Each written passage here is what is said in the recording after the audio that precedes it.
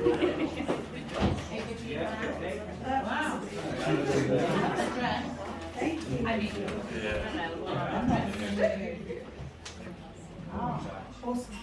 Ava, love your hair, love your friend. Have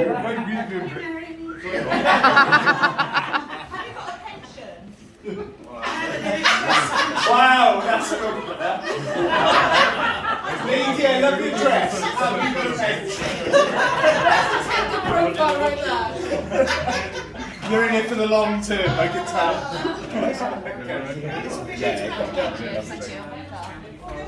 Awesome. Sorry, that was my crap joke. It's not my best joke, it's my number 2 joke.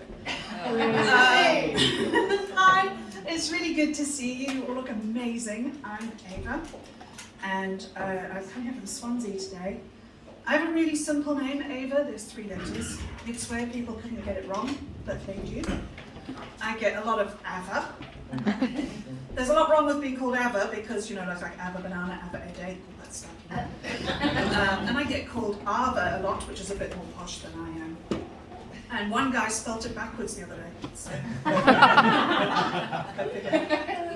So yeah, I don't know if you've noticed that I'm actually not a Swansea girl, although I came here from Swansea today. I do have a slight southern accent.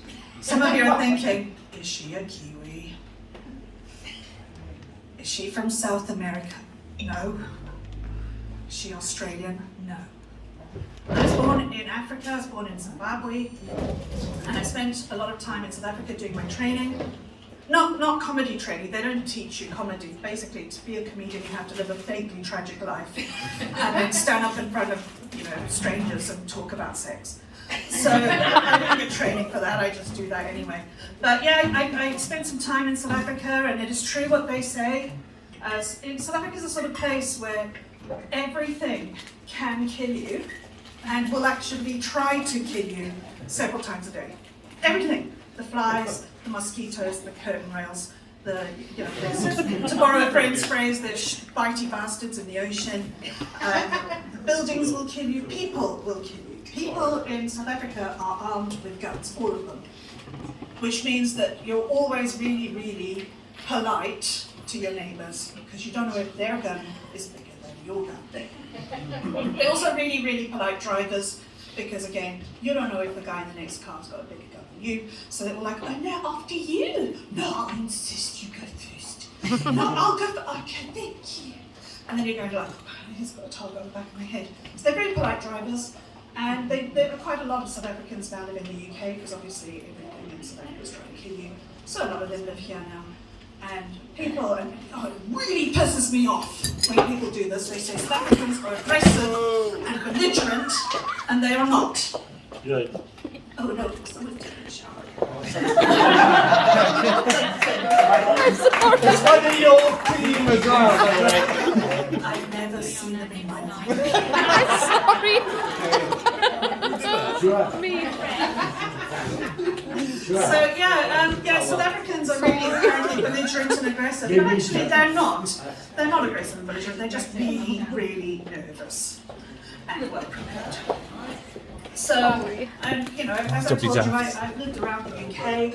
I've lived in a lot of places that make me just as nervous as South Africa ever did. I lived in Wolverhampton for a while, and I survived. I lived in Birmingham. You know, I've lived near London. But the most gangster thing I've ever seen in my life happened a few weeks ago in Swansea when I was driving home. It was quite late at night, and there was this beautiful fox just sitting in the middle of the road doing his foxy stuff, as they do, and sitting there with his bushy tail, and 4 cats came and just beat him up. So anyway, he hecked off, and then a bunch of seagulls came and beat the cats up. And I thought, that is the most gangster thing I've ever seen in my life. And Swansea's lovely for that. It's like quaint hooliganism. You know? I don't know if you know the castle in Swansea. It's a glorified name, really. It's mainly a pile of bricks that used to be a castle. And the council's obviously spent 14 million pounds on making the area in front of the castle look exactly like a prison courtyard. And there was a bunch of people went down there, they had a bit of a hooligan attack and they were all rioting, and in the newspaper it said that Swansea police turned up, quieted everybody down and confiscated 6 pairs of crutches. Which is apparently Swansea's weapon of choice. But what really cracks me up is no doubt there's 6 disenfranchised disabled people still lurking around Castle Street. Can't get home because they're stranded. So yeah, I've been having a really difficult time lately. Not only am I still single, well, I'm the reason Facebook has a tag saying it's complicated, right? I'm the reason for a lot of tags. But I've been having a really tough time because I lost my front tooth, and that's not a look I can work. So I had to go to the dentist, and really what upset me about this is my dentist is incredibly sexy, and there's something very wrong with a very sexy man putting his fingers in my mouth in a dentist chair. Just, it doesn't work. And I really miss COVID because I used to be able to wear a mask, and now you can't. So it's terrible, you know. I can't work the tooth thing. Women notice it all the time. Men don't notice my missing tooth ever. But the other day I did have to say to somebody, "Excuse me, eyes down here." Because he nearly noticed. And, you laugh. I've known men for 20 years who could not pick me out of a police lineup if they were just showing my face. Because they've never seen it. That's the difference between men and women, isn't it? I mean, I met this lovely guy. He was absolutely wonderful. We had a great date. I phoned my friends, and I was like, "Oh my God, he's dreamy. He's gorgeous. He's like this tall. He's got blue eyes." We discussed and overthought and analysed everything he'd said, everything he ate, everything he drank, the number of times he went to the gents, the shoes he had on, his shirt, white silk, tiny black roses, classy. I said to him, "I told my friends about you." He goes, "Really?" "I told my friends about you too." I was like, "Oh, God, like I'm in here, right?" He goes, "Yeah." I said, "What did you say?" He said, "I don't know. Short, redhead, big yolks." And that is the difference between men and women, isn't it? So, yeah, I've had some trouble dating. I've done some online dating. I've, met some people in pubs. It's still fun. It's not forever. It's not forever.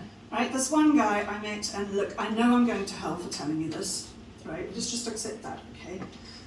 He phoned me up before we met, and he said, "Look, I've got something to tell you." I was like, "Okay." He goes, "Here's the thing." "Don't you hate the thing?" This was the thing. He goes, "Here's the thing. I've lost my legs." I was like, "Oh, I hope you don't want me to help you find them." I didn't find it funny. I had no idea why. It was a really tough gig. So I met up with this guy. He was driving, you know how a lot of disabled people drive those toaster cars? They look exactly like a toaster. Right, so he turned up in one of these. His profile picture was obviously 417 years old because he had gained a little weight since. So he's a really, really big guy in this really kind of toaster-shaped car. And I was like, "Oh, don't be a cow. You've agreed to go out with him, you give him an hour." I got in the car with him, and we got to the pub, and he said, "Will you help me in?" I was like, "Oh, no." Because, you see, the average number of legs per couple was completely screwed at this point, because he has none, and I have 3.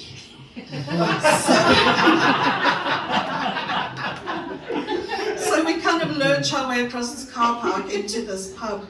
And I have to tell you that this is why I'm going to hell, right? Because every time his feet hit the ground, his legs emitted a really wet fart noise. And I was trying so hard not to laugh, I gave myself hiccups.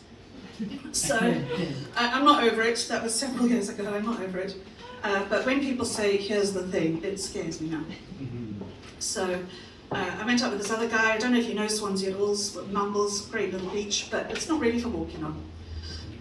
We went for ice cream. We got to Verdi's. We bought ice cream. Well, I say we bought ice cream. He forgot his wallet.